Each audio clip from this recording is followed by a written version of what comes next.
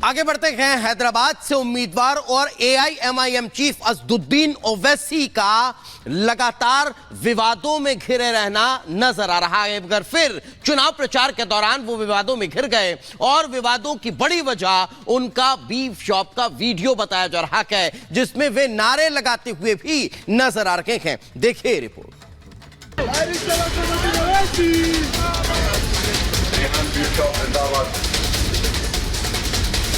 आप एक मुसलमान की जिंदगी इतनी छोटी बना दे रहे बीफ के लिए। हिंदू समाज की भावनाओं से आप खेल रहे हो। हैदराबाद में लोकसभा चुनाव को लेकर हलचल बेहद तेज हो गई है।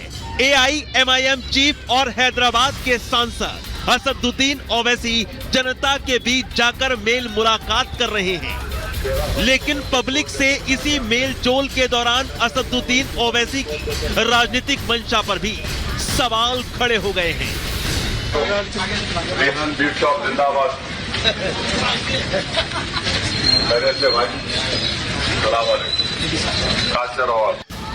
हैदराबाद से उम्मीदवार ओवैसी चुनाव प्रचार के दौरान विवादों में घिर गए। ओवैसी का बीफ शॉप पर वीडियो वायरल हुआ है। बीफ शॉप पर ओवैसी नारे लगाते दिखाई दिए।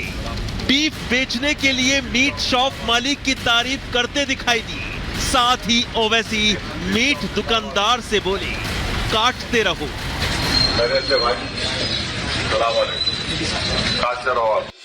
अब असदुद्दीन ओवैसी के बीफ शॉप पर काटते रहो के वायरल वीडियो पर सियासी घमासान मचा है। वायरल हुए ओवैसी के वीडियो के कई सियासी मायने निकाले जा रहे हैं, लेकिन सबसे पहले ओवैसी हैदराबाद से उनको टक्कर दे रही बीजेपी प्रत्याशी माधवी लता के निशाने पर आ गए हैं। माधवी लता ने भाईजान पर बीफ के गुणगान को लेकर करारा प्रहार किया है।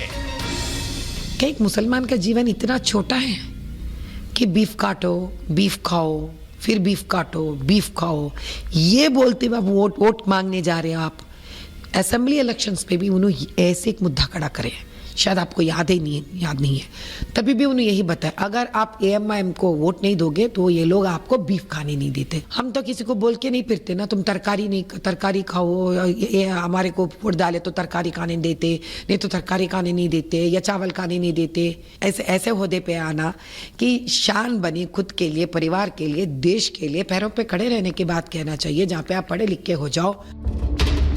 हैदराबाद की सियासी लड़ाई में ओवैसी को टक्कर दे रही माधवी ने भाईजान को बीफ वाले ज्ञान पर घेर लिया, तो वहीं ओवैसी बीजेपी के दूसरे नेताओं के रडार पर भी आ गए। बीजेपी ओवैसी को तुष्टीकरण की राजनीति पर घेरती आई है। धर्म के नाम पर मुसलमानों को भड़काने और अपना वोट बैंक बनाने के आरोप ओवैसी पर लगते आए हैं और एक बार फिर ओवैसी बीजेपी के निशाने पर आ गए हैं। इलेक्शन कमीशन से ओवैसी के खिलाफ एक्शन की मांग कर दी गई है। एक बीफ की दुकान पर जाकर खाते रहो, बीफ काटते रहो, इसका क्या संदेश देना चाह रहे हो आप? आज भारत का 100 करोड़ हिंदू गाय को अपनी माता मानता है और सारे के सारे हिंदू समाज की भावनाओं से आप खेल रहे हो, तो क्या आपके ऊपर क्या केस नहीं होना चाहिए? क्या इलेक्शन कमीशन क्या आपके ऊपर एफआईआर नहीं करना चाहिए? आपको बता दें कि असदुद्दीन ओवैसी अपने पारंपरिक गढ़ हैदराबाद से चुनाव लड़ रहे हैं। असदुद्दीन ओवैसी 2004 से हैदराबाद सीट से सांसद बनते आ रहे हैं। 19 अप्रैल को ओवैसी ने अपना नामांकन दाखिल किया है। हैदराबाद तेलंगाना की उन 17 लोकसभा सीटों में से एक है जहां 13 मई को एक ही चरण में मतदान होगा। बीजेपी उम्मीदवार माधवी लता असदुद्दीन ओवैसी को कड़ी टक्कर दे रही है, यानी लोकसभा चुनाव में अब बीफ की भी एंट्री हो गई है। ओवैसी अपनी जीत के लिए बीफ को भी बीच में ले आए हैं, लेकिन ओवैसी पर आस्था के अपमान का आरोप लगा है। बीजेपी कह रही है कि हिंदुओं की भावनाओं को ठेस पहुंची है। ऐसे में सवाल उठता है कि क्या ओवैसी को ऐसे मिलेगी हैदराबाद सीट? तुष्टीकरण की राजनीति कर ओवैसी कब तक वोट की फसल काटते रहेंगी?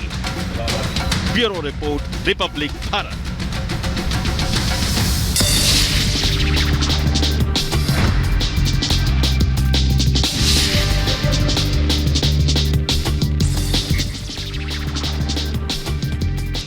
रूस में बाढ़ बारिश ने बिगाड़े हालात।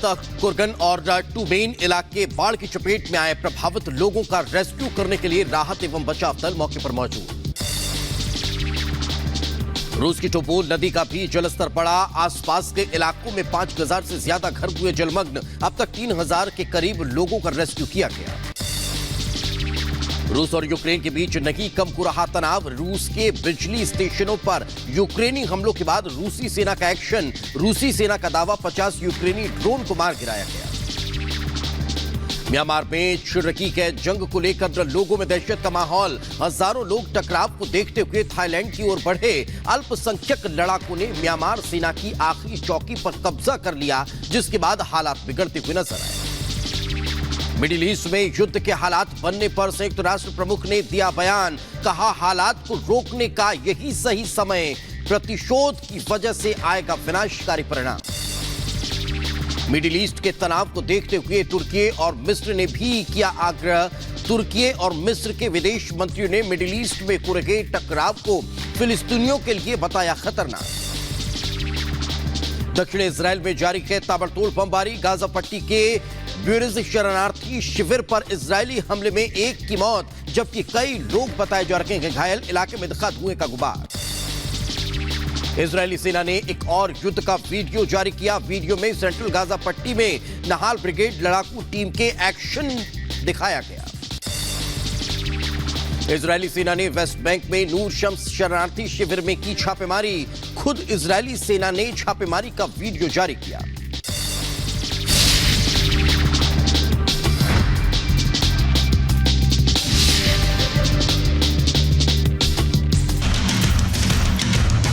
दूसरे दौर के चुनाव प्रचार में दिग्गज जुटे हुए हैं और ये 3 अलग अलग तस्वीरें इस वक्त आपके टेलीविजन स्क्रीन पर हैं। एक तरफ राजनाथ सिंह की रैली की तस्वीरें आप अपने टेलीविजन स्क्रीन पर देख पा रहे हैं, तो दूसरी तरफ केंद्रीय गृह मंत्री अमित शाह किस तरह से हुंकार भर रखे हैं, लगातार रोड शो और रैलियों को संबोधित कर रखे हैं। तो वहीं तीसरी तस्वीर बीजेपी के राष्ट्रीय अध्यक्ष जेपी नड्डा की, जो ताबड़तोड़ चुनाव प्रचार में जुटे हुए हैं। तो ये 3 अलग अलग तस्वीरें भारतीय जनता पार्टी के 3 दिग्गजों की। इससे तरफ ये 6 तस्वीरें इस वक्त आपके टेलीविजन स्क्रीन पर हैं। इन 6 तस्वीरों के जरिए आप समझ सकते हैं कि आज का रविवार किस तरह से रैलियों वाला नजर आ रहा है। रांची में न्याय महारैली होने जा रही है, तो बिहार बंगाल में अमित शाह रैली को संबोधित करेंगे। राजनाथ सिंह भी लगातार रैलियों में जुटे हुए हैं, तो राजस्थान में प्रधानमंत्री नरेंद्र मोदी रैली करने वाले हैं। महाराष्ट्र कर्नाटक में जेपी नड्डा हैं। पश्चिम बंगाल में राजनाथ सिंह और उत्तर प्रदेश में मायावती भी चुनावी मैदान में नजर आ रही हैं।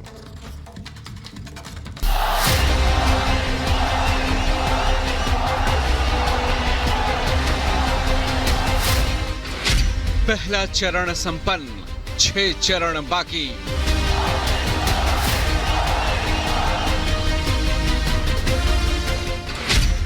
जीत का संकल्प, जोरदार प्रचार।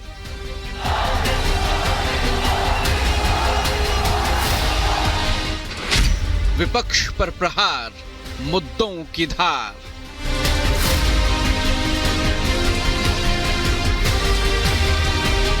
कल देश दुनिया के बड़े बड़े ताकतवर लोग मोदी को हटाने के लिए एकजुट हो गए हैं, लेकिन ये नारी शक्ति का आशीर्वाद है, मातृशक्ति का आशीर्वाद है, आपका सुरक्षा कवच है कि मोदी हर चुनौती से टकराते हुए चलता जा रहा है। लोकसभा चुनाव के पहले चरण का रण संपन्न हो चुका है।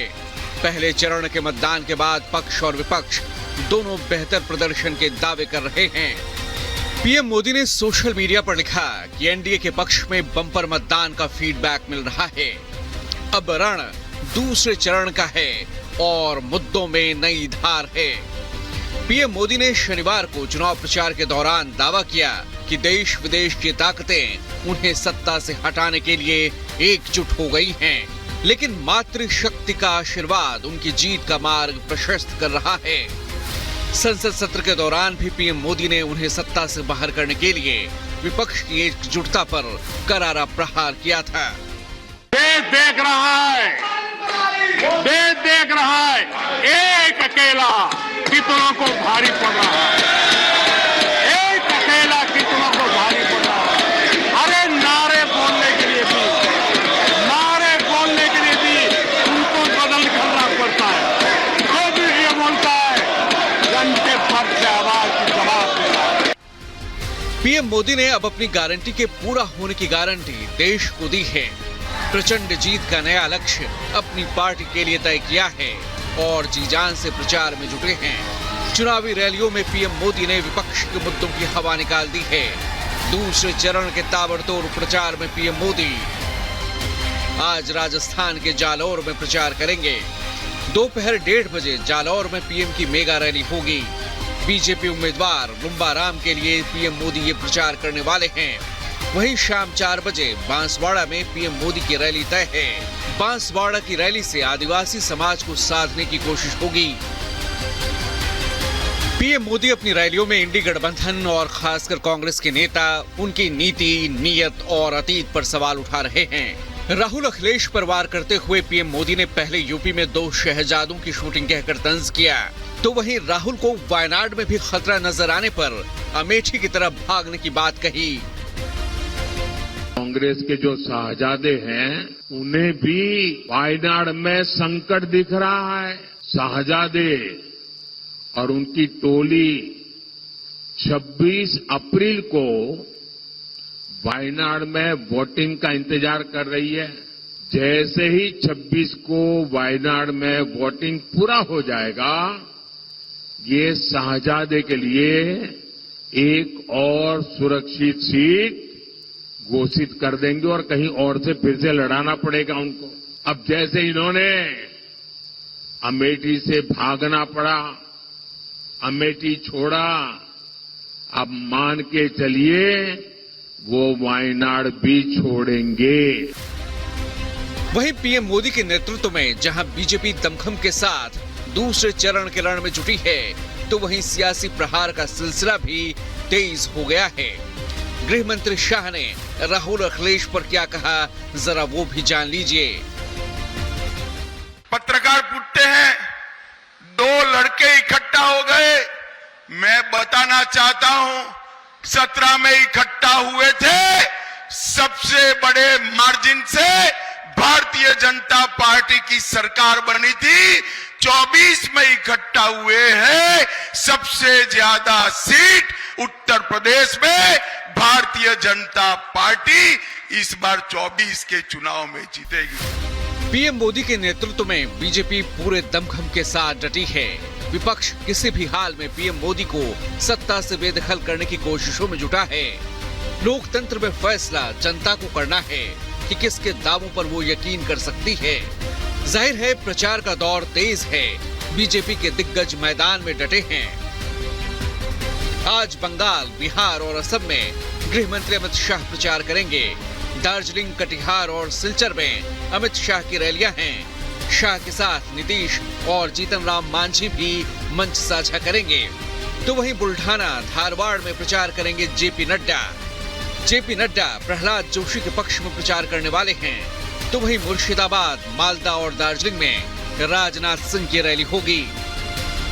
विकसित भारत निर्माण और मोदी की गारंटी को सामने रखकर बीजेपी जनता से एक बार फिर जीत का आशीर्वाद मांग रही है। तो वहीं लोकतंत्र खतरे में और संविधान बदलने का डर दिखाकर इंडी गठबंधन के नेता मोदी सरकार को सत्ता से बेदखल करना चाहते हैं।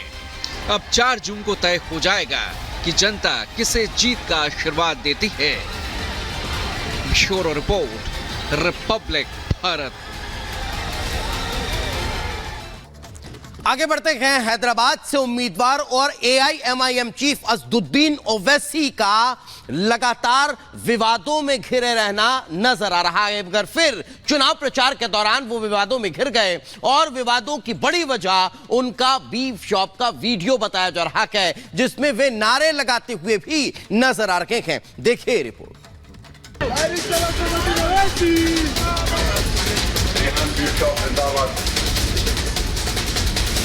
आप एक मुसलमान की जिंदगी इतनी छोटी बना दे रहे बीफ के लिए।